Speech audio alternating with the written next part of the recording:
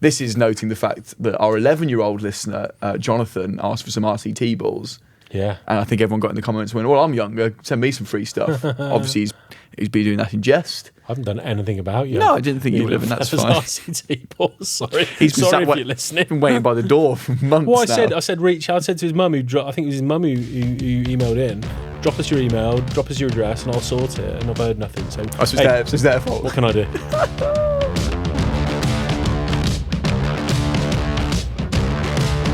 Hello and welcome back to the episode of Kickpoint, the Golf Gear Show. Thank you for joining us this Friday for an hour or more of golf equipment chat. You know the drill by now, come on. And if you don't, where have you been? For goodness sake. My name's Dan, how are you doing, Joe? I'm alright, mate. End of a long stint today.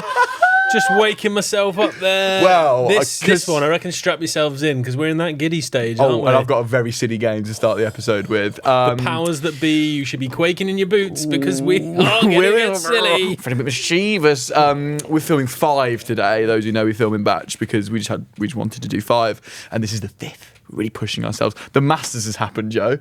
It's March the 11th. And you guys are listening to this after the Masters. You know everything that we don't right now. I wonder what happened. What do you reckon happened? Don't know, but that's crap to listen to, isn't it, when you know what's happened? What do I reckon happened? I reckon Ludwig Aberg had a hole-in-one on every hole for 4 days. Wow. What are the odds of that, do you reckon? Slim. What do you reckon happened? I reckon Scotty Scheffler, everyone wrote him off because he had a bit of indifferent form leading up to it, and then I reckon he won by 6. You are the oracle. That is absolutely doable as well. So I hope you've enjoyed that wherever you are in the world. Right, coming up this week, I've got a fun game for Joe to play this time. We're putting some DTC, direct-to-consumer, blades against one another, and then I've got a bulk of comments and questions to go through in Ask the Pod. It's a jam-packed episode once again. Thank you for joining us. In honour, though, Joe, of our sponsor this week, you want to talk about some examples of tour players, and there are a few knocking around at the minute, who are shopping in the second-hand market themselves. Actual tour players are doing this. So it's quite cool. What are some examples of that you've found? Who's our sponsor? Golf Clubs of Cash, Joe. Of course. Of course. So what tour? I saw Wyndham Clark's been using a used Bettinardi putter we found in his shop. Was There's it still used the price or tag was up. it? Yeah, I don't know if that was used. I think he just bought that. I think that was just one that was bought from a shop. Rubbish There's from some me. good examples of... Yeah, I can think of a few off the top of my head that I sort of looked a bit further into. Daniel Berger, topical for where we are now, but not topical for you listening. Unless you won the Masters. Unless you won the Masters. That would be he's just huge lost for in us. a playoff. Lost in a playoff for the Arnold Palmer Invitational last weekend as we record this. He used to stockpile heavily off eBay TaylorMade Tour Preferred MC irons, which he was in for over a decade. He only just got out of them into Blueprint S's, I think. Yeah, he's after almost like ages. full bag ping, and then he changed the lot because he had like a very old TaylorMade mallet that he was using for a while with 3 stripes on the top and a hole in that. I can't remember what that was called. But yeah, he's gone full bag ping. Seems to be making a return from there. But yeah, he was a big stockpiler of that. Another good example. Remember old Finno from off of Tommy Fleetwood's golf bag. Oh, Tommy's caddy, yeah. He bought him off eBay a while back, an Odyssey DFX 2-ball blade for 90 quid. It was a putter that Fleetwood had used in his junior days, and I think he'd been having some putting woes at that point, and Finno decided to take the bull by the horns, and they'd known each other since that. They'd known each other for forever, I believe. They sort of members of the same club growing up and stuff like that. So he basically bought him this 90 quid second-hand Odyssey 2-ball blade, got it reshafted, re-gripped, and drew a line on it himself, got the Sharpie out, drew his line on it, gave it to Fleetwood. Fleetwood was delighted and went in the bag at the European Masters a few years ago and opened with a pair of 65s. So that's a good second-hand story right there. That was a good second-hand story. Adam Scott, big second-hand market guy, was always buying 680 MBs, the Titleist 680 MBs, and various Mura sets because he was always in search of the perfect offset. He was a big offset guy in blades. In search of the perfect offset. What a terrible line for a movie that would be. When you get this, I'd like to get into a debate on this point at some point. Here we go. But like when you're going down the route of, when we talk about old heritage clubs and people valuing the tradition and valuing the hand craftsmanship and all that elements of club and the whole romanticised thing, well, that in itself proves a point to me that he was having to buy numerous sets to find the finish that you look, because when you hand polish and hand grind and hand finish these things, there's discrepancies, things are different. When you 3D print a Cobra 3D PMB, they all come out exactly identical. Even the hand polishing, even the polishing is robot finish with the same pressure, with a pad that's checked, blah, blah, blah. So I think I get it. I get the romantic element of that, but I'm big into processes. See, I was going to say I like the second-hand market because of the romanticism. This was someone else's favourite club once. Someone bought this new and was really excited for it, and now for some reason it's in my hands. Well, you're for single. An excellent value price at golfclubsforcash.co.uk, mind. You're single. You probably value romanticism a little bit more than me nowadays. I might not be by the time this comes out. It is in 5 weeks. I think it's very likely you still will be. I'm going to get on all the apps. Oh, wow. Okay. Fire away. So this does come out, I can laugh in your face. Well, you'll probably have better luck on the Golf Clubs for Cash app, which is very good, by the way. You can't guarantee you'll find a lover on that app, but you will find an effing good second-hand club. You certainly will. I think, what was another story? I remember hearing Rory. Autoflex we spoke about recently, didn't we? Because I've got some Autoflex shafts that I've been testing. I think when that was first a thing, he was seeing some good results for people and sifted out a second-hand Autoflex for his dad. Oh, that's nice. Yeah, he thought his dad could do with a little speed boost. So yeah, that's another one. So yeah, if you're thinking you're going in the second-hand market and thinking, oh, this is an amateurish thing to do, no. Some of the best players in the world are scouring the web as we speak, trying to find golf equipment. So you're not alone there. Get on it. And I'm sure they're at Golf Clubs for Cash, Joe, Europe's leading retailer of great value pre-owned golf equipment with over 50,000 items in stock and 60,000 five-star Trustpilot reviews, some of which may have come from Tour Pros. Two of which have come from me. You gave them two separate ones. Two separate ones, yeah. Wow, you're very generous, aren't you? Yeah, you're welcome. 60,000 five-star Trustpilot reviews. You'll find what you need at Golf Clubs for Cash. For value, choice and quality, visit golfclubsforcash.co.uk, download the app or visit them in store in Edinburgh, Warrington, Milton Keynes. Thank you to Golf Clubs for Cash for sponsoring this week's episode. I've got a game for us, Joe. Excellent. This is we're really wringing this thing dry. This might be the last, who knows? But do you remember, guys, settling down probably 15 million weeks ago now and playing Joe's game, golf club name or not golf? Don't look at them. Don't look at them. I can't read it. I can just see it's already come straight from AI. You haven't even copy and pasted it into a doc. No, that's how lazy you are. Telling me you weren't doing yours from AI. No, we got some help here and there. Help here and there. Yeah, but you were giving out wrong information. You didn't even check yours. You said Sandy Lyle won with the black swan. Of course he didn't. That was and I saw a picture of it. Of course he didn't, like you knew. Well, I had my instincts. But he did use a black swan. It was just he didn't win with a black swan. That was all. Anyway, we're using AI at the minute to help come up with content. Shoot me in the face with a gun. And I'm not going to do this myself. That would take hours. Yeah. Don't roll your eyes at me. I've had enough. Come on. That's the end of this week's episode. Play your game. Right. Joe did golf club name or not golf club name, and that was golf clubs, things you hit balls with, yeah? We all know what they are here. Someone in the comment, James Jankowski, got in the Instagram comments on the social clip we did of it and said, you should do this, but for golf clubs, like golf courses. Yeah. So guess what I did? I went into AI, Gemini. Oh, so hang on, you didn't even ideate this yourself. This is someone else's idea that you've now put through artificial intelligence. Correct. Oh, you're a grafter, aren't you? Work smarter, not harder, Joseph. Right. Play along at home. I've got quite a few here. So, golf club name or not golf club name? Dismal River. Can't be true. No one's calling their course dismal. River. What? Real. What? A world-class course in Nebraska. They really leaned into the bleak vibe. Dismal River. Yeah, it sounds like your house or something. I don't know. Freedom's Flight. Take your time. I love Dead. Everyone else like Dead Air. I think Dead Air's great on a podcast. Fake. 0 for 2. Possum Trot. Fake. Real, a quirky, friendly course in North Myrtle Beach, South Carolina. Possums aren't even from Myrtle Beach. Doesn't matter. Doesn't really matter. How do you know possums aren't from Myrtle Beach? Because I know they're from Australia, like every other human. You can get possums in the USA. You just can. Oh, imported. You're 0 for 3. Grizzly's Paw. Nonsense. Correct. Contraband Bayou. Well, you can't have made that up. Real, yeah. Tom Fazio designing Louisiana. Thundering Bison. Ooh. Fake. Mad Russian. I'm going to regret saying real, but real. Yes, real. A course in Colorado named after a farmer who was denied membership elsewhere and built his own. I'm 4 on the spin here. 3 Little Bakers. Real. Real, a now closed course in Delaware. This one's a bit rubbish. Tobacco Road. We passed it. So We real. drove past it. Yes, in North Carolina. 6. Devil's Knob. Fake. Real, a mountain course in Virginia. Right, some more, got loads here. Nullarbor Links. Nullarbor. Nullarbor Links. Fake. Real, in Australia. The world's longest course. It's 850 miles long in different towns. Okay. The Frozen Putter. Oh. Real. Fake. Oh, for goodness. Prison View. We're keeping track of how I'm doing, or we just No. Cool.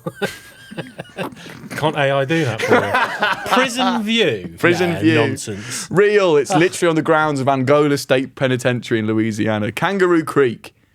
No, too straightforward. That no. Yeah, correct. Well on to Ulmanak Ice. UUMMANNAQ. Real. Yeah, in Greenland. It's played on actual icebergs with orange balls. Cool. Boat of Garten. Yeah, I know that because I tried to sell them a course management software at some point. Did they buy it? No, and rightly so. It was terrible. Yeah, really, in Scotland. Real. Drunken Scotsman. Fake. Yeah. Hans Morensky. That's your nickname, isn't it? Only after a few beers. Got to be real. It makes no sense. Yeah. South Africa, adjacent to Kruger Park. Giraffes and hippos are local hazards. Growling Frog. Lovely bit of AR bump there. The growling frog. That's like my missus. Real. Yes, Australia. Camp Boniface. Camp body fat. You I should go there. Boniface or Bonifas. Real. Yes, and that is located in the demilitarised zone in Korea. A one-hole course surrounded on 3 sides by active minefields. 1-0. 1-0. 1-0. 1-0. Camp body fat. Also my nickname. Last few. Kissing Camels. No. Real, named after a rock formation in Colorado. Broken T. Real. Yes, a classic American public course in AI didn't tell me where that is. Thunder Canyon. Nah, nonsense. Fake. Wolf Dancer. Fake. Real in Texas. Last 2. Pumpkin Ridge. Yeah, real. Yeah, famous for hosting Tiger Woods at some point. The 13th. So informative, this, isn't it? Famous for hosting Tiger Woods at some point. Tremendous work. The 13th Apostle. No. Yeah, no. That's good, Dan. I enjoyed that. Very good. Good. Thank you to the power of Gemini and the 8 pools of fresh water I obliterated by asking Gemini to put that together for me. Long live the planet Earth. Right then. Tested this week, Joe. Yeah. We're looking at direct-to-consumer blades because, and we saw this at the PGA show, I've seen you review these. This came from me wanting to hear more about these little vice weapons that came out.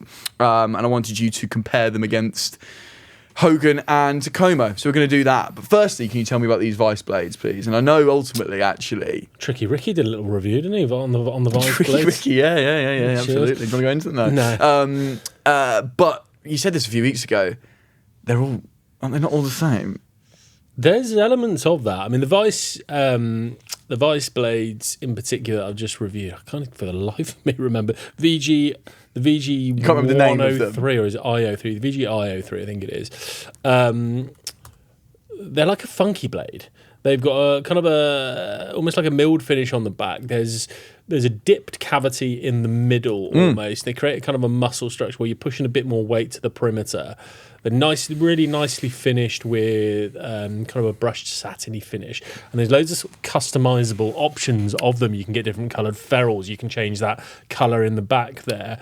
But moreover, in behind the ball, they just look tremendous. The shaping is absolutely brilliant. And I know they've gone heavily into some quite young designers on their product design team, particularly in hardware. And I think the box that arrived with me had Wunderkid or something written on the side, which is a German translation for Wonder Kid. Oh, I'm wondering whether isn't that's Wonder like, Kid just German already?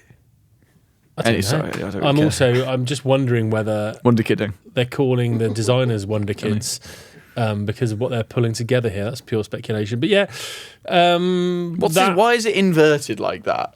Because when you're inverting it there, you're obviously saving mass in the centre of the kind of hitting zone there, so you can make the wider areas a little bit thicker, so you can add more mass around there. So it's almost cheekily perimeter weighted, but it still very much looks in a sexy way. Looks like a blade, yeah, in a sexy way, Dan. Trying a bit of fun. So, just try a bit of fun. Can't I like things anymore? Fun before I die. So yeah, and there's been a couple of other direct-to-consumer blades that I have absolutely loved, specifically the Hogan Fort Worth MBs. Oh. Just gorge. These will all be up on your screen. We're going to put pictures of these up because I've got a few knocking about various people that I've lent some of these things to. The Fort Worths, and you noted this and I hadn't, but now I appreciate it because I am more cultured, because of you. Just the nods to old golf club styling that are really quite cool. But also a really nice blend of that and contemporary. It's like I've said this before, like the houses that I like are like old barns, but with like a ultra modern Bang & Olufsen kitchen or something like that. Bang & Olufsen kitchen. They do kitchens, I think. Bang & Olufsen, the speaker company. Yeah, I think they do like lots of kitchen tech. Oh yeah, right. But like they're not making an oven. Possibly making an oven. Check Bang & Olufsen oven. Good piece this, everyone, for those of you listening. Home speakers for your kitchen, multi-room speakers. You're thinking speaker and that's fine. Ovens, yeah. And then the Takomo 301 MBs are another blade that I've absolutely would put up against an awful lot of stuff on the market, 3 times the price or more. Before we get into this, those are the 3 that I'm comparing. It's going to be those Vice blades, the Hogan Fort Worth MBs, and the Takomo 301 MBs. Before we get into it, every time I've done stuff like this before and mentioned direct-to-consumer blades, get a lot of comments around some other blades that I've missed out, and simply because I haven't tested them, and I'm working on that. I'm working on making contact with these companies, sourcing some samples. So specifically been told Hayward, you've got to look at the Hayward MBs. Looked online, look tremendous. So as you'd imagine, HAWOOD. Work. Thank you. So I've made contact there. We're going to source some samples. Sub 70, get that a lot from sub 70. So 669 and 659 MBs. New Level. I've done the CBs from New Level. And some of the slightly hotter cavity backs, really high quality stuff. Those sub 70 MBs, 600 quid. Yeah, but also I've said this before, and I've noted this down here. I love that some of these direct to consumer brands seem so much more amenable to give customers what they want than some of the major OEMs. Major OEMs tend to be, here's our offer, and if you don't like it, F off. Get stuffed. Like some of these guys will offer you head only, will offer you raw, will offer, I just realised that, will offer you a raw finish, numerous other finishes, different weights, different things you can put together to come up with your offering, and I like that from what you get from some of these direct to consumer companies. But without further ado, so if I haven't mentioned them, it's simply because I haven't got round to them. It's not out of obtuseness. We're not there yet. And it's not. I'm suggesting that the ones that I've picked here are better. Sometimes I just don't get all of the products because there's an awful lot of golf product out there, but I am working on that to create a slightly more rounded category of the direct consumer blades. Yeah. Wonderful. Right, what are we talking about first? So we're going to get on to, I've changed the parameters slightly of our head-to-head because blades are slightly different animals to, say, the game improvement of the G740. So some other stuff. So we're going to go through. I'm going to basically, you might need to keep track here. I can do that. Or have I done it? No, I've done it, but let's keep you doing it anyway. Fine. We'll double check my work. So I'm going to go, basically, less is more in this. Less is more in this. So each, you don't have to write down the rules, you can just remember these. So I'm going to give each of the 3 irons a number within each category. So, for example, shelf appeal. Whichever one is number 1 gets 1 point. Lowest wins. So we're looking for the least amount of points here, and then you are the best. What's the first category? Shelf appeal. So I used a very early example there, okay? So by shelf appeal, like how do they look in the back? How do they look at retail? We're talking more backside of the golf clubs here and the pure raw design. What are you suddenly rolling? So my youngest Emmy does that all the time. She sings, Rolling her arse. do you remember the Vindaloo song? No. Yeah. So she always does, me and me mum and me dad and me gran, we're off to She just always sings that for some reason. I don't know where she got the song from. But No, that's incredibly dated. little shout out to Wonderful, Emmy. yeah, great. Okay. Right, so in terms of shelf appeal, number 3, controversially possibly, I've gone with the Vice Golf iron here. This And is a lot good of because I want to people- get stuck into these. Yeah, so a lot of Not in a bad way. people have. They're very Marmite. They're kind of a modern take on a very traditional style of golf club with, like I say, different colours, a different finish, the sort of the complex geometry of the back. I don't love the Vice logo. I don't love the squiggly scripture personally. Yep. So I think they're brilliant. They are really interesting and good looking Bit irons. different as well at the minute, aren't they? I've versus just the got other a guys? couple of things that I don't love there, and there's a couple of things that satisfy me a little bit more about the others. Don't love the word forge on the back.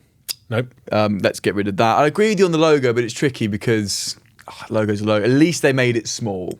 Yeah. And I'm really not a fan, and this is by choice of whoever decides to get those colours, putting like a neon green or a light blue in the areas you can. I just think I don't But know. that's one of those If things it's you can't moan tastefully about. matched with a nice ferrule or something, I can get it. I do just like silvers and blacks and platinums and But is that monochromes. because that's where we've been? And like that's one of Yeah, those things where we probably. moan about people going, oh, these guys are ridiculous, 600 quid, I'm not paying that. Well, cool, don't. And if you don't worry about the green ferrule, if you don't like it, they've got black ones.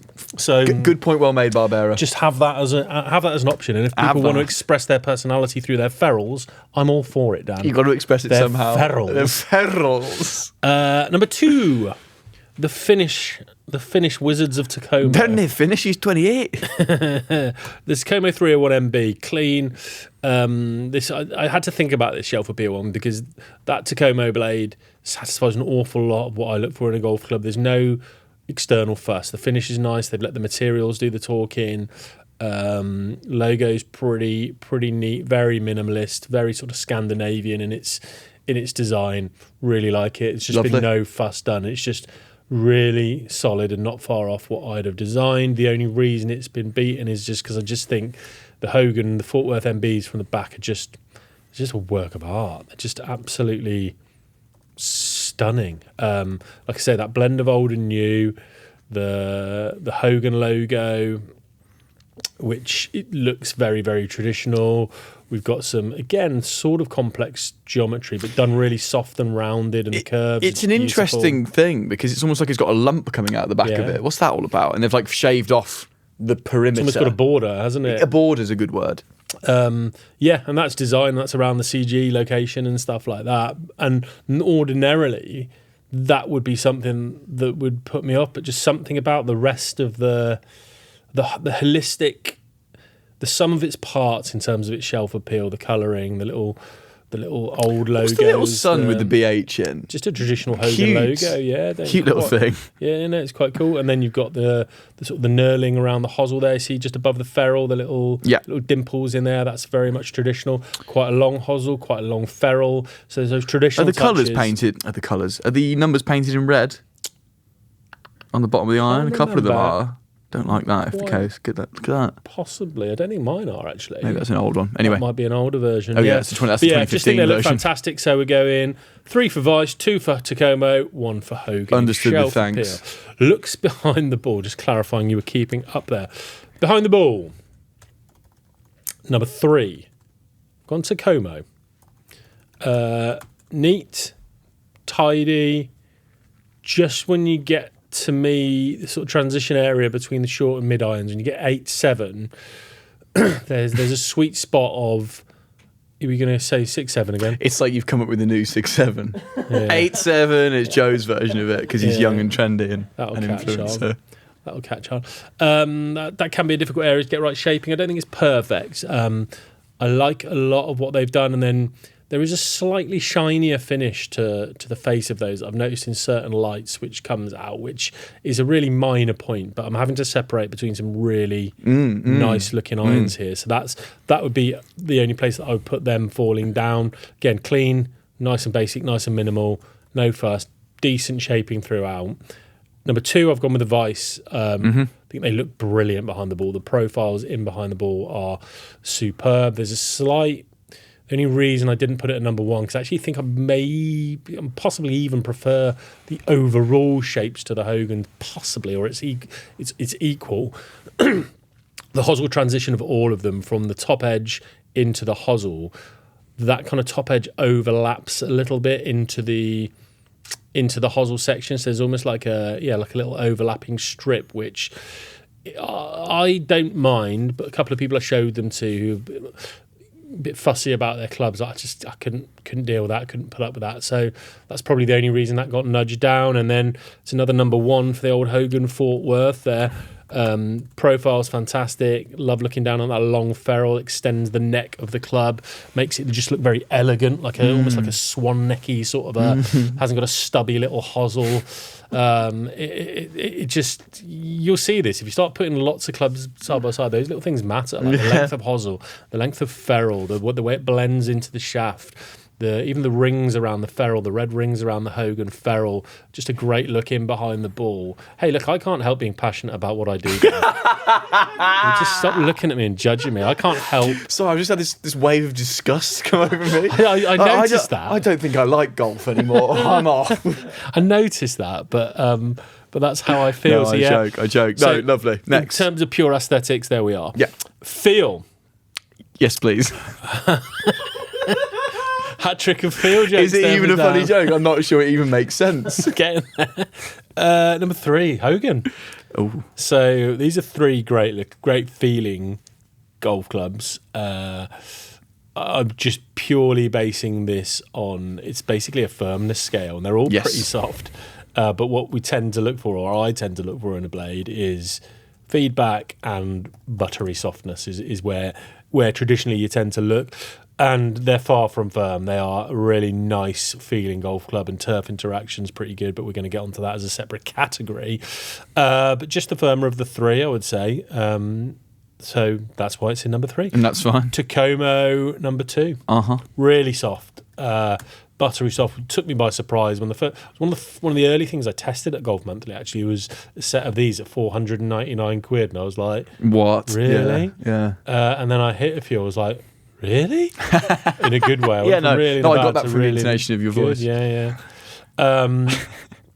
Surprisingly soft, and there's not much off centre.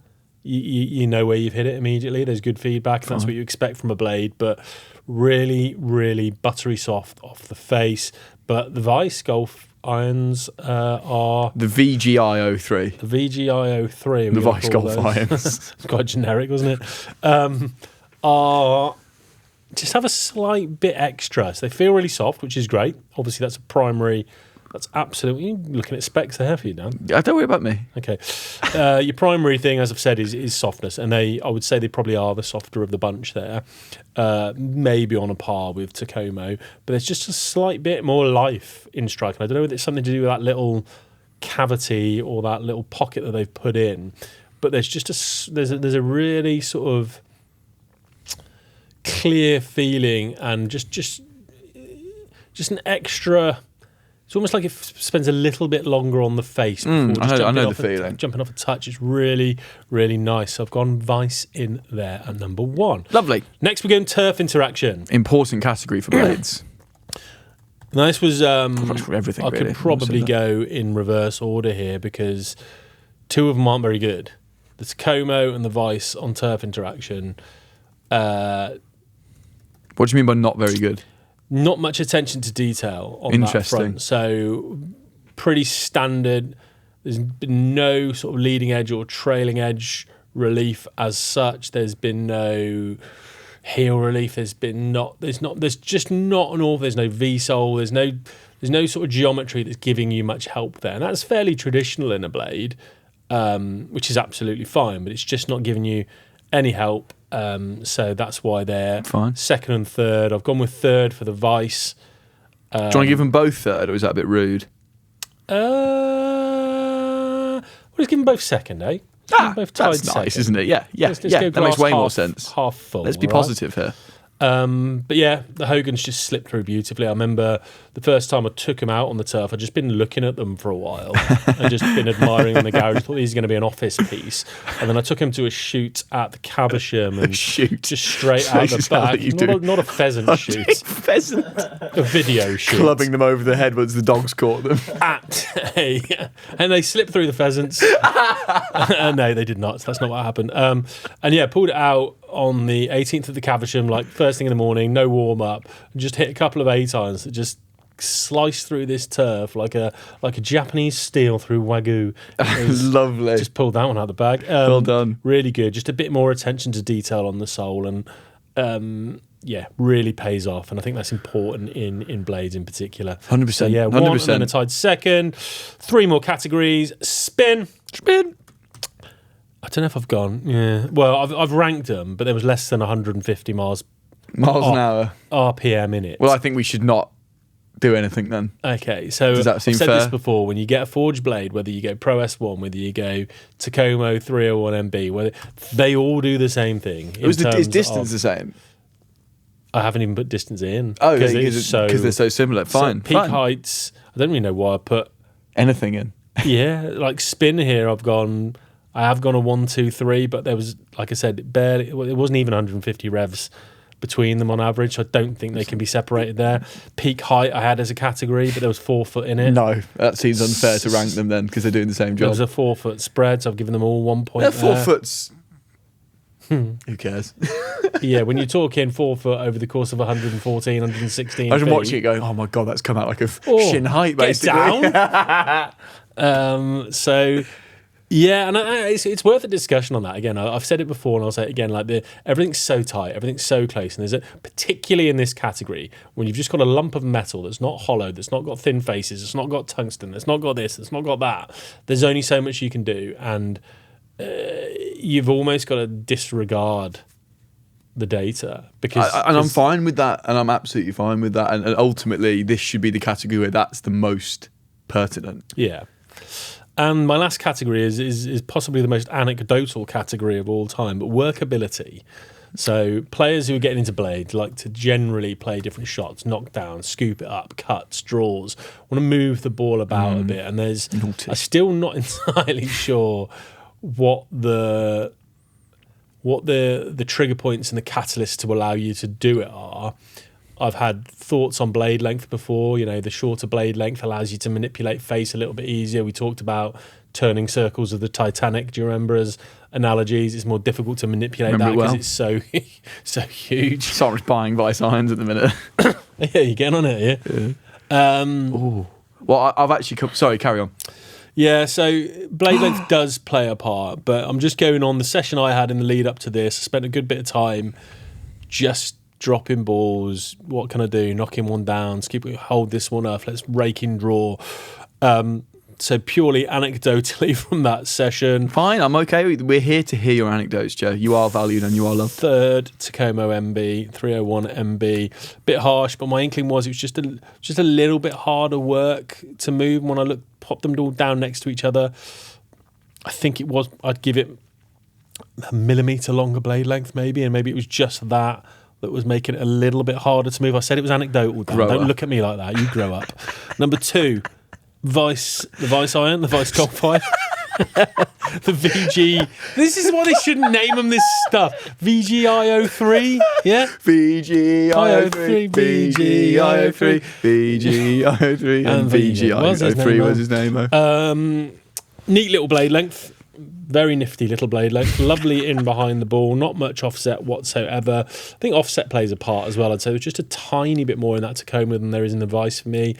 So when you're trying to play that little hold-off cut shot, just if you've got the leading edge level with the hosel, makes that a little bit easier. Just nice, just easy to manoeuvre, nice feel, just a pleasure to hit.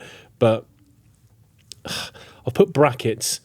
Hogan first, brackets, could be placebo of old vibes. Yeah, there's a lot of that. Because I see the heritage, the tradition, all the touches and stuff like that, and you think of shot makers of the past and Hogan doing this, and all of a sudden I just felt like I was one of them, and I wonder whether that was a placebo. Like I was one of them. Do you know what I mean? Or whether it's a placebo. You know what the first thing you eat with is?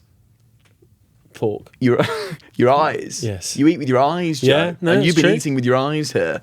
And it's Yeah, that's influenced very your good. taste buds. That's fascinating insight. Not bad for me, that. Really good. That. Thanks, man. And yeah, but there's every chance it might not be that. You know, it could be an influence on that, but it also could be that it's just the most workable iron, and just everything I wanted to do, particularly with the shorter irons as well, the wedging and the wedge and the 9 and the 8, just so beautifully shaped. And sometimes I struggle into wind with 8, 9 and wedge, just flighting it down as much as I would like to. And I just found the little knockdowns really very easy with those Fort Worth MBs. So for that reason and that reason only, they are the most workable of the bunch to me. Have you totted up a new total? Yes, so I've got a new total, but can I add one more category just from what I've been doing? Customization / shaft options. Yeah. There's quite a difference here, just having a little peek around online. So the Vice, if you go into the My Vice bit, you can do a basic colour option, which is a uniform custom colour over all areas, a dual colour option, 2-colour split for a unique look. Your shaft matrix is a bit weird. What is Whiz Graphite by Mitsubishi Chemical? And what's Whiz Steel by True Temper? Who's Whiz? I think they're probably proprietary made for shafts. So I remember the Vice Golf driver that I've got. I just keep calling it Vice Golf driver. The VGD01 Plus. The government-sanctioned Vice driver. It's very German of them, actually, to be doing all these. They need to sort that out, because I cannot keep up with that. That's a real struggle for me. That's got a proprietary graphite shaft, but that would have been made, I'm pretty sure that is a made-for shaft by another company. So I'm guessing this is like a made-for Vice Golf Whiz shaft created by. Would be my guess. You can get MMT graphite. You could get KBS Tour Steel, KBS Tour Light. You can then go into the length options from 1.5 inches longer to 2 down. Yep. Tapes you can select on the website. Lie 2 up, 2 down. Loft 2 stronger, 2 weaker with increments. Select your ferrule.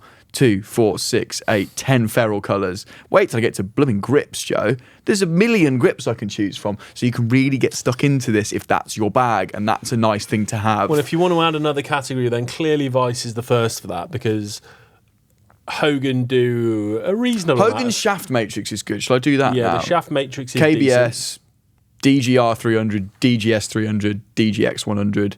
UST recoil and KBS. Like those are really good quality aftermarket. That's definitely shafts. number 2. But and you can do loft and lie adjustments. There's a few different bits and bobs. You can do length and stuff in there. Yes, you can customize your irons. You can get head only. Yeah. So I'd comfortably put that number 2. You can't do quite as much with the Takomos. I believe you can get Takomo head only.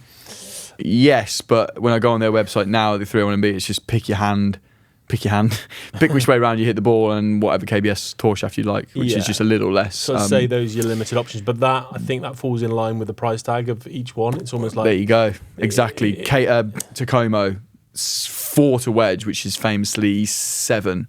You got it. 609. Yeah. Your Ben Hogans are between a grand 899 and 999, depending on if you go for the 6 or 7 club, and the Vice somewhere in the middle, 816.85. You just called it the Vice. Precise.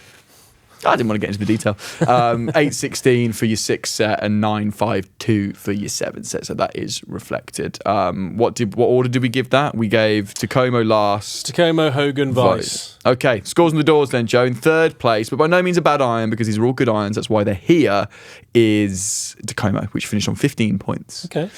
Next up was Vice with 11. Okay. And the winner on 9 was Hogan. I think that's fair. Does that feel about right if I just asked you to give me your top 3 without doing all that rigmarole? Yeah, so we could have saved that, because I think that is fair. Yeah, I think, if you said to me now, play these tomorrow, what order are you going in? Those ones are broken, you've got to take these. I think that would be my 1, 2, 3. Wonderful. Well, I feel more learned about the DTC blade market, Joe. And we'll expand this. We'll do this again, and when I get into Let's get these other ones in, because people will be smashing the door down. I'm talking about with Kyoe. Come on. I don't know how you say that. How am I spelling it? Kyeoi.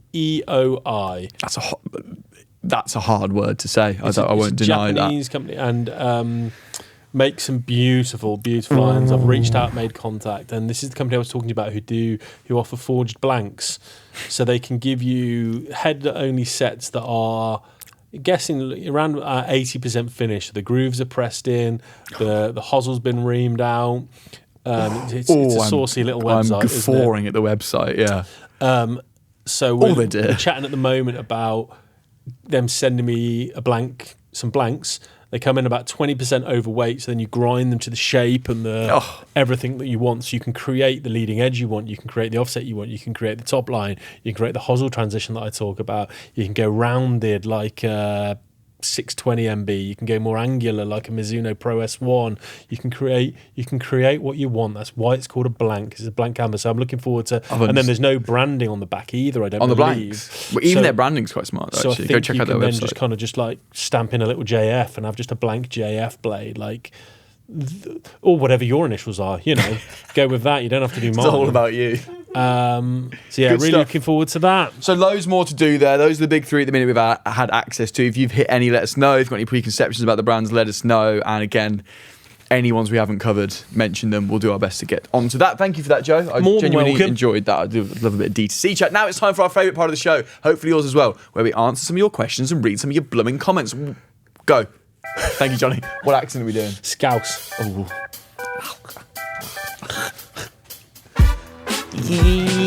Ask the pod. Oh, that was... Ask the pod. Ask the pod. Ask the pod.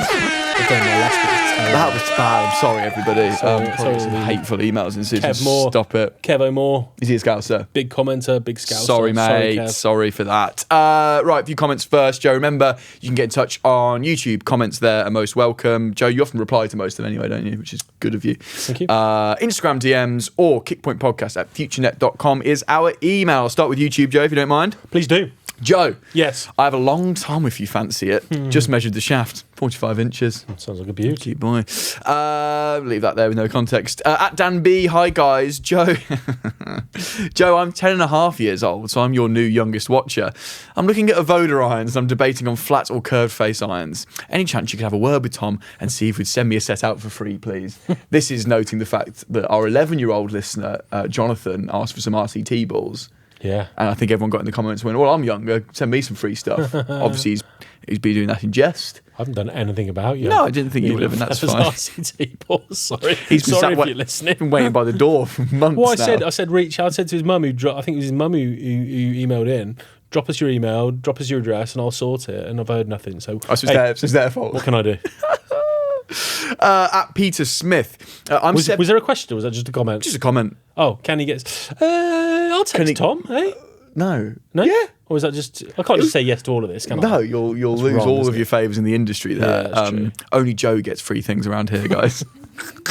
At Peter Smith, I'm 75 years old and I need help for some real influencers. I've been told constantly that I can no longer play a 6-iron with my swing speed, 75 mile an hour-ish with a driver.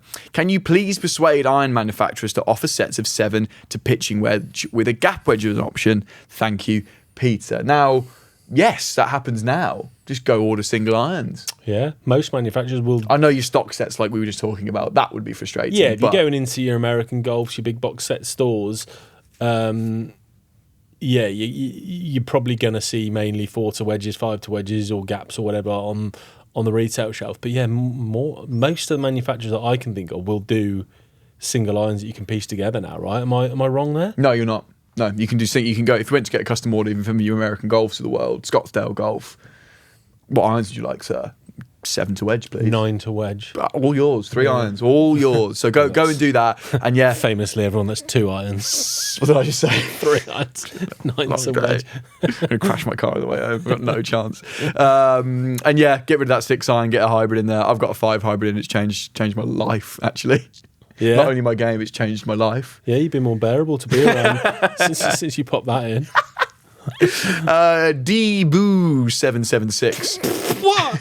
That's not a name, that's a noise. Dboo776 is his YouTube name. Deboo. Okay, cool. Just go back to 1996 with equipment. Just like rugby, cricket, music, and everything else. 1996 was peak. So simple. The most interesting part of watching golf is the pros out of position and having to fashion some magic. And Deboo, we had this debate a few weeks ago, and I agree. I'd love to just exist at my current age in the year 2000. You'd have loved a pre 9/11 world would have been a bit of me. 97. Yeah, you'd have loved 96. Oh, I was not. Oh. What I mean is, if you could at take my you current now, age, oh gosh, you'd have been a Brit big pop, '90s guy. New You'd have Labour. loved a bit of Brit pop. You'd have been, this all would the have been good right stuff. up your Blair. street. Alan Shearer just signed for Shearer. Newcastle. Chris 15 Sutton was million. still playing football. Sutton was banging him in. Yeah, what a time. I'm in total concurrence with him there. That's nothing to do with golf. Just bring back 1996 for Good. goodness sake. IK4, whatever. What do you care for? You're good, eh? Late in the day, still firing. Joe, were you joking about regripping your irons 6 times a year? A little rubbing alcohol and a microfiber towel once a week might help your When have I grips told last people the to season. regrip them 6 times a No, year? it says that you do that. Oh, out I of do, pure yeah. joy. Just 'cause people send a few And was that grips true? through. Yeah, I wouldn't was do it if that I was true? paying for them. No. I just do it for fun. I really enjoy the process of stripping grips off, burning the tape off, putting fresh new tape on, sliding the grips on, feeling the just that Just gives to me feel pleasure. something. Hey, sue me. Sue me. And what about rubbing alcohol and a microfiber towel? Rub your own alcohol. I enjoy doing the grips. You do it with expensive red wine because you're so cashed Yeah, up. yeah. I just Rioja. Right, some actual questions. Steve Phillips has been in touch. Hello, Steve. Hello, Hi, Steve. Dan and Joe. Quick question regarding Ping drivers. I have a Ping G430 Max 10K, and I feel like the shaft isn't quite suited to me. I've been doing some research and looking into some options, but it seems that Ping shafts are counterbalanced. I love the hazardous RDK Red currently fitted, which is bought with... RDX. Should be able to think. Yeah, yeah, good. I'll just read anything anyone says at this point. I'm like Anchorman. Whatever's on the auto cue, I will read. Okay, cool. I'm Ron Burgundy. Looking at the other options that Ping offer, the Alta shaft line are all counterbalanced. And reading online, Ping heads are supposedly heavier and require counterbalancing. So questions are for you, Joe. Do I need to replace the shaft with a counterbalanced shaft? Maybe even a tensite orange? Can I counterbalance any shaft with the old lead tape? Is this true, or some urban legend created to add more confusion to shaft lore? Any help would be greatly appreciated. Long-time listener, Steve from Neath in South Wales. Firstly, do you know my friend Darren? He lives in Neath. Darren Richards plays at Neath Golf Club. They can come reconnect. Most Welsh people know each other. That's As on a popular I radio think show. Darren's I an listen honorary to. Welshman. He's English. He's yeah, he's one of my long-term friends. Love Darren. Big shout out to Darren. Big shout out to Darren. He's one I'd do anything for. Darren Anything? looked after me when I was a wee nipper coming through the ranks of a county golfer. I was a bit scrawny and Bit annoying, I remember I him imagine. sticking up for me. And he was That's just nice. And I'll never forget all of that. What a wonderful man Darren is. So if you see Darren, say hello. Secondly. Yeah, it's true. So ping heads generally come out heavier. So industry standards, there's no standards as we know. But Yeah, no stands out the window. Callaway tend to be a lighter on the head side of stuff. I guess the mid ground might be kind of 194 for a driver, head weight 194 grams, somewhere around that. Pings can exceed the 200 gram mark. So the reason you're seeing this, our ping shafts are all counterbalanced. They're not all, but they offer a counterbalanced shaft for those who want to play it at kind of a full length. So just as an example here, G440K this year, their standard length is 46 inches, which is obviously quite long. If you had that as a normal shaft that wasn't counterbalanced, the swing weight of that would likely be D9E, possibly, like very heavy, because you're not counterbalancing it. You've got a heavy head and a long shaft. That's going to equate to really heavy swing weights. What they do, if you want to play it at 46, which they're saying is their standard length, their stock shaft for that would be the Alta CB, which means there's more weight at the top end, so it's bringing balance point up, so bringing that swing weight back down to a D2, D3, whatever would be considered more manageable and standard. But if you do want to play that RDX shaft or a more normal, non-counterbalanced aftermarket shaft, what they will do is they will put that in, but they will drop the length to 45 and a half. So they'll take half an inch off it, so the swing weight will remain at whatever, D3, I can't remember what the actual standard is, but it's around that. And that's stated, if you go into the Ping website and look at the specifications of G440K, that's what they say. If you want to stock 46 inches, you're going to be in a CB. Mm-hmm.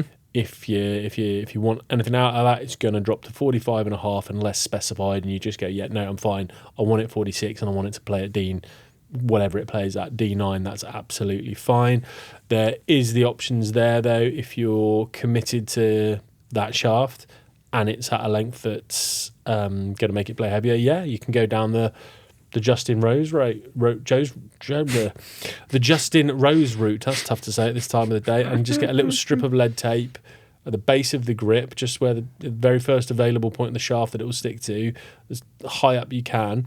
Wrap a little bit of lead tape round. That'll move the balance point up. So you're going to increase the overall weight of the golf club, but you're going to reduce the swing weight. You're going to move that balance point up. So there's that you can do. My advice first would be go try that route. If you think that shaft isn't working for you in its current state, just get a strip of lead tape, try and counterbalance it a bit. Yeah, excuse me, I misread it. He said I love the hazardous RDX. He says he has the hazardous RDX. Yeah, that's what he wants to get out of, and that's the one he thinks is ill-fitting for him. Correct. Yeah. So I would say if that's not working as you want, for the sake of a couple of strips of lead tape or whatever that might be to counterbalance that, then yeah, give that a try first, because that's easily reversible. If you'd have been listening, just at the base of the grip, the first available point of the shaft. Justin Rose does that. Justin Rose does that famously. So that'd be my first point. And then, if not, check the length, check the swing weight. It could just be too long and heavy for you. It could be that he's got that playing at a full length without any counterbalance going on, and that it's playing simply too heavy a swing weight to be manageable. And then you're going to have to look at your options there. I saw something the other day that I need to bring up in this instance, that for people who keep going, I can't check my swing weight because I haven't got a swing weight machine. There is a home swing weight guide. I can't remember what the formula is, but you can basically, I think you whip the head off, weigh the head, measure the raw length of the shaft possibly, and there's an equation that you do, that divided by that equals whatever, and then that will tell you the swing weight without actually needing a swing weight machine. You just literally measure this stuff. We'll link the video, because I've saved the video on Instagram. We'll link to a description. We'll link in the description to that video. We'll pop it somewhere, pop it on the screen or something. No, I'll just put it in the description. I don't know what you'd do. But that's really interesting, because you're literally just weighing the shaft or measuring the length of the shaft, and you can do it without actually having a swing weight machine. It's really clever. Yeah, Dan's just reading AI now. So if you don't have a swing weight machine, Google that, figure out how to do that, or the link in the description below to the video that we're putting in the description below. Like and subscribe. Subscribe. Thank you, Steve from Neath. Let us know how you get on. And say hello to Darren, please, when you see him at the shops. And for goodness sake, say hello to Darren. Yeah. Next question comes from James Oxalida. What a surname. Waxalid. It might be Waxalid. It might be that, actually, yeah. Hi, Dan and Joe. First and foremost, love the pod. I think I've listened to every episode on my drive home on Fridays. Also, I'm loving Tor Issue. It's itching my scratch early every week. Do you mean scratching his itch? He does mean that. Maybe it's an American thing, because he's from Los Angeles. No, he's from Connecticut, this man. Okay. So maybe the Americans flip it around. You right over there? Yeah, just shifted. I've got a irritable tummy. You've just aimed this way, have you? You got it. This is the first time I'm writing, but I have a question for each of you. One equipment and one fashion. You can pick who answers each question. Well, I know which way around that's going to go. Also, I apologise for the link of the email, but the details are important here. My equipment question for Joe. I'm trying to refine my clubs this year, not make major changes. One of the areas I've been dabbling in has been grips, and I'm loving the Golf Pride Z Grip Cord Aligns, which I know you don't like. You don't like Z cord because they rip your hands apart, and you don't like a line because you shank them. Yes. Cool. Not for you, but that's fine. They are for other people. Yes. Yes. For goodness sake. I tried out the mid-size on my driver at 5-wood and 3-iron. I haven't made the change on the other clubs yet. After a few weeks of feeling like the 3-iron grip was thicker than the rest, even though it's the same grip put on at the same shop, Joe, he went and did some measurements, right? Sure enough, I checked the thickness of the grip right at the Golf Pride logo and found that my clubs had the following measurements. Driver, 20.2 millimetres, 5-wood, 20 millimetres, and 3-iron, 20.8 millimetres. For reference, my 6-iron with a standard multi-compound is measuring at 18.8 millimetres at this part of the grip. My question comes down to, how do I go about getting all my clubs regripped at a consistent thickness without sounding like a crazy person? Is it worth ditching the mid-size grips and go with standard grips with tape build? Is that more consistent? So he's saying he's measuring at the Golf Pride part of the grip with the logo, and he's getting different diameter. You're getting confused with all the millimeters, and there's essentially what he's doing. He's put the same grips on, and there's parts of his bag they feel thicker than others, and that happens. So basically, that's to do with butt diameter. Anyone ready to giggle? No, I knew it. Yeah. So all the shafts that we have, the graphites for drivers, the steels for irons, the whatever else, even within certain ranges and with certain manufacturers, butt diameters will vary a little bit. They'll be thicker right at the top than other shafts. And if you're not factoring that in, you'll be caught out. So, you know, while the grip is the same, and you might think, well, that doesn't matter because it's the grip size. Well, the butt diameter underneath will stretch the grip. If it's a thicker butt, it will stretch the grip and push that material wider, and it will feel wider in your hands. So, there's no really easy way of doing that without sounding like a crazy person, as you said. But that's going to be a feel thing. So for you, it might be a case of you're not going to be able to make that thinner, the 3-iron, for example. So you'd have to, if you want it to all match up, you'd have to maybe add a layer or two of tape to your fairway and driver to get everything to feel like the 3. And if you're measuring with digital calipers or whatever you're measuring there, the only way to do that, again, unfortunately, is through trial and error. Tiger was a famous one who had a different taping between his irons and his woods to make sure exactly that, because they're different butt diameters. So he had a different taping set up to make sure they felt exactly the same in his hands for consistency. So you're not going mad. They've not been put on in the wrong way. There's always the potential that just been thrown on at your local shop. I've seen it plenty of times in local shops where people can't be bothered pulling the tape off, and they'll just put a bit of tape over the tape that's already there. That'll work. That's fine. But if you don't do that on every club, you're going to get some inconsistency. So there's a chance you've just got the lazy oik in the pro shop who couldn't be bothered. Looking at Dan there. I was just thinking some of the regrips I did. Just hateful. I could try me at the Hague. Poor people. So yeah, so there's a chance of that, but they could have been done really well, and it could just be a butt diameter issue that needs addressing with tape. That'd be my take there. And as with all grip things, trial and error, you have to buy some tape and be ready to lose a few grips in battle. Be fearless. Be fearless, Jimmy. My fashion question. Last year I went to my first local PGA event, saw a bit of everything, but mostly people seem to dress like they're about to tee up the ball themselves. I even saw a few guys wearing spiked golf shoes, and it was not a rainy tournament. Highlighted by what I saw people wearing this past weekend at the WM, what should I look to wear as I go to attend... Waste management. Waste management. Yeah. What should I look to wear as I look to attend more tournaments for the PGA and LPGA this year? Is a cool Malbon tee, I point at Joe over here, too informal? Thanks for taking the time to read, and any advice would be appreciated. Well, you've had your advice on the equipment there, Jimmy. Let's do fashion now. And it's a really good point. People rock up to golf events in their Premier Series spiked shoes. I've seen it. It's like going to Newcastle and your Predators and your shin pads. That's exactly what it is. You see at Wentworth, whenever I go down to Wentworth, there's always just the group of guys who, like, they just hear the word golf and go, and then their brain goes on autopilot, goes to the wardrobe to put on the polo, the chinos, the spikes, the hat, the glove, and you're just like, what's your tea time, pal? We saw someone at demo day at the PGA show in spikes. Yeah, it's like, whoa. I don't know. I know where I stand on it. I think, I can't stand the whole dress to play thing at tournaments. Feels very try-hard to me. You're there as a spectator. It's a social day. It's a normal day of your life for normal, everyday apparel. In my opinion, there's ways you can cross over, like we've spoken about the Under Armour collection. Remember the Under Armour collection that we were back in a couple of weeks ago? The golf trip. That's cool. You can wear some sort of crossover pieces. Just realised it sounds like the golf trip, and that's the last place you want to be going. Absolutely. Might not be now. Might be fine now. Might be gone. Might be gone. Might be all gone. So there's some crossover pieces you can wear. There's some really nice. A lot of brands have kind of crossover lifestyle stuff, don't they? Where like some of the Addy Originals stuff looks really cool, and you could wear that. You wear that to a restaurant or something, and yes, it's still a polo, but it's still nice. Your Malbon gear is perfect for it, I think. A t-shirt that nods to golf with their cute little logo and shows you like the game. This is always on. But also, don't worry about nodding to golf either. Just stick a normal t-shirt and some shorts on, I saw someone say a classy look at a PGA, like a nice PGA Tour event or a European Tour event, would be like an open Oxford shirt with a white t-shirt underneath, or colour matching block t-shirt underneath, and a nice pair of sort of wavy, airy slacks. It's old linen. School. It's old money. Yeah. I think going to a golf event dressed in old money is actually the classier way now. We're seeing baggiers coming back in, thicker knit and nice wavy shirts. That I'd go to a PGA event now like it's not a business, like I'm going to a summer garden party in the home counties. Like where Johnny's wedding was, where like it was outside in a nice field by a nice manor house. That's your vibe, is it? Yeah, but the casual version of that, you know. I'd finish off with that. Not everyone's that style, are they? Not everyone loves that. So I would just go find my final point would just be comfortable. Like, yeah.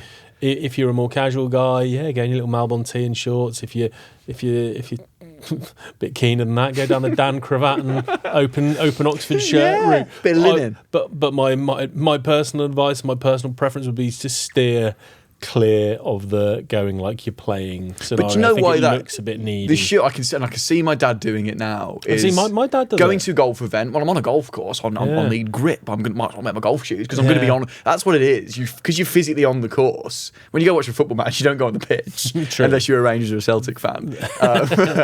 But when you're watching golf, it's a very unique thing if you're actually on the playing surface. I can see that logical so justification. My dad would go, well, yes, I'll wear my Skechers today. Yeah, because they're both comfortable and grippy. Well, you got your glove on though, Dave. In case Hovland has a hamstring and they need a guy.